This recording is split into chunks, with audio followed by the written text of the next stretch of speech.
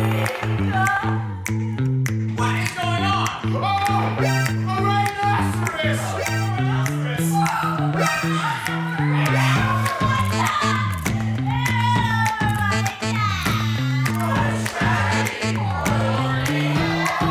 Well, of all things, did you see that?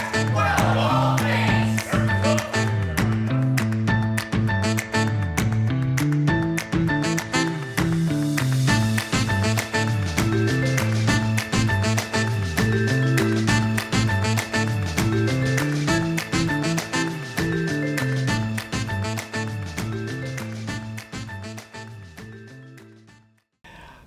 My name is Trevor Belt. I'm 38 years old. I live in Olathe, Kansas, and I'm the director of Rhinoceros. My name is Dean Gray. I'm 24, and I am the scenic deck stage manager / assistant stage manager for Rhinoceros. Cool.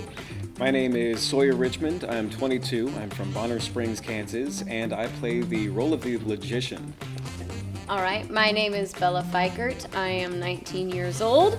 I am from Lewisburg, Kansas, and I play the role of the old gentleman in this show. Pretty much my entire adult life. I've been doing theater since I've been 16 years old, so if I do the math, 22 years? Since last August, 2024. I've been doing theater since August of 2022. I've been doing theater for 8 years. This is my second show. This is the, I don't know, how many, like fourth or fifth show that I've worked on. I never stepped foot in a theater space before 2024. So.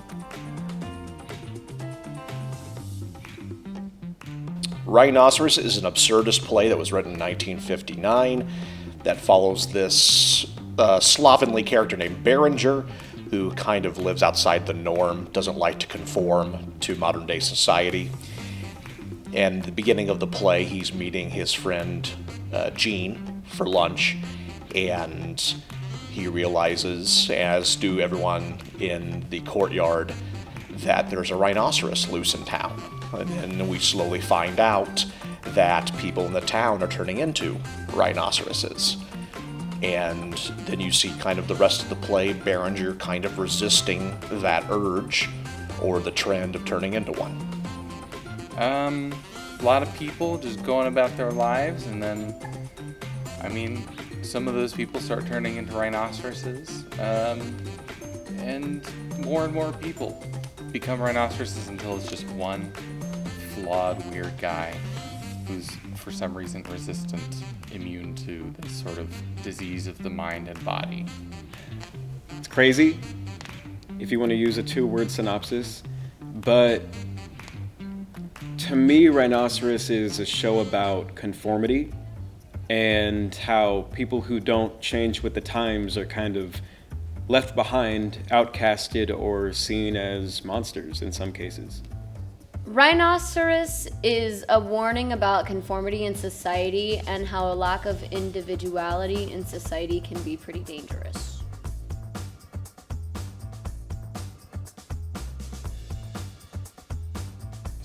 Read the script first. Man, that was back when I was in college. I got introduced to absurdist theater through another play of the playwrights, Eugene Ionesco's. And when I read that smaller play, it led me to Rhinoceros, and I'd always wanted to give it a chance, tackle it as a director, and I finally had the resources to do it here. They came to me and asked me for some ideas of shows I wanted to do, and I knew that JCCC could handle it, so I put this on my list of about 10 plays, and that's the one they picked. I was like, this is a strong choice. I really liked it a lot. I was worried that a lot of people wouldn't get it. Seems kind of, I don't know, mean, but it's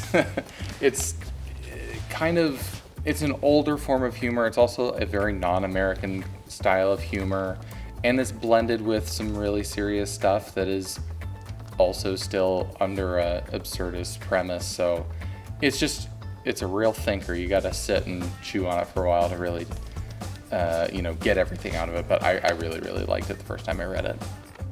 Oh man, my first reaction reading this script was quite literally, what is going on? Because as I was reading it, there's like rhyming couplets, like there's lines that blend seamlessly together, but they're said by completely different people. There's repeating lines between characters from the start to the end, and it's like, why did Ionesco do this? Because there's something that he's trying to say. So the whole first read through was just me trying to, detective it.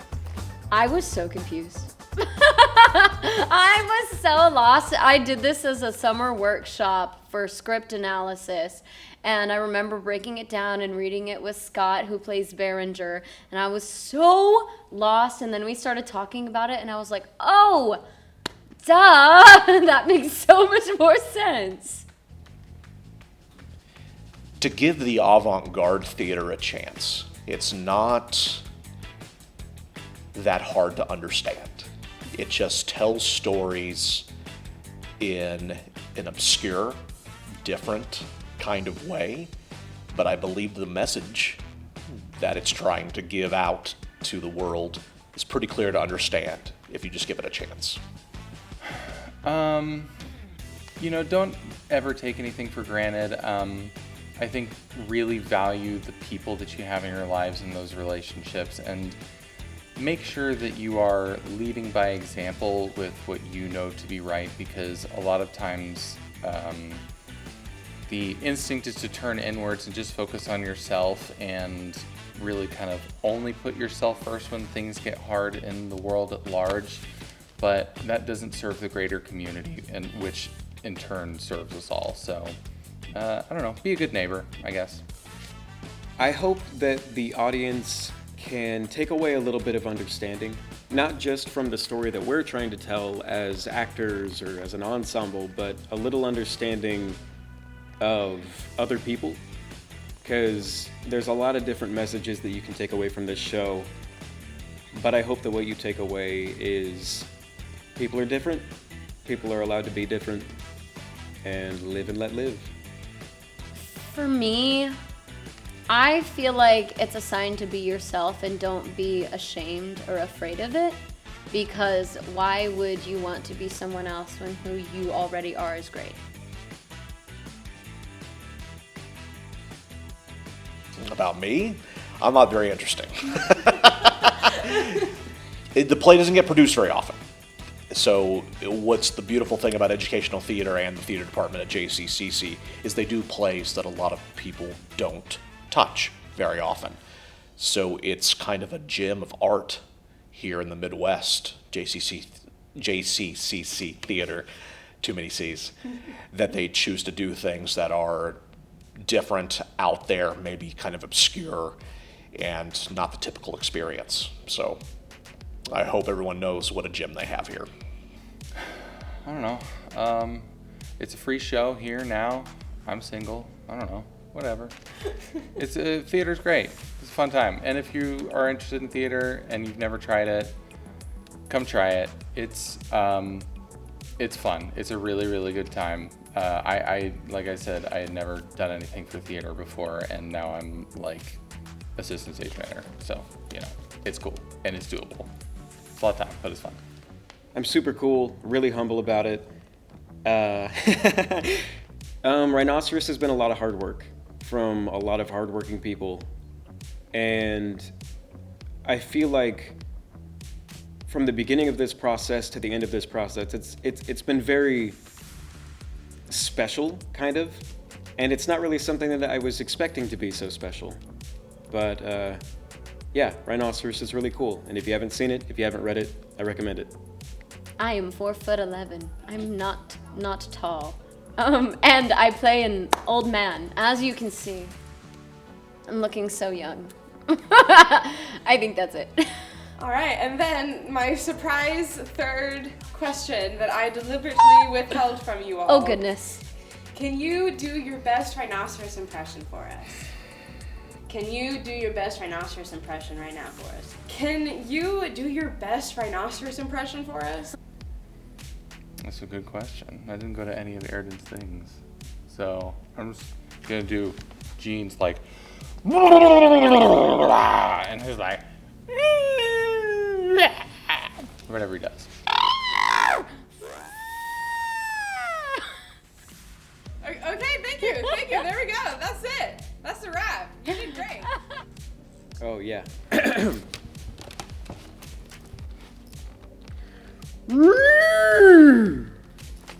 was great. That was perfect. Thank you. Thank you.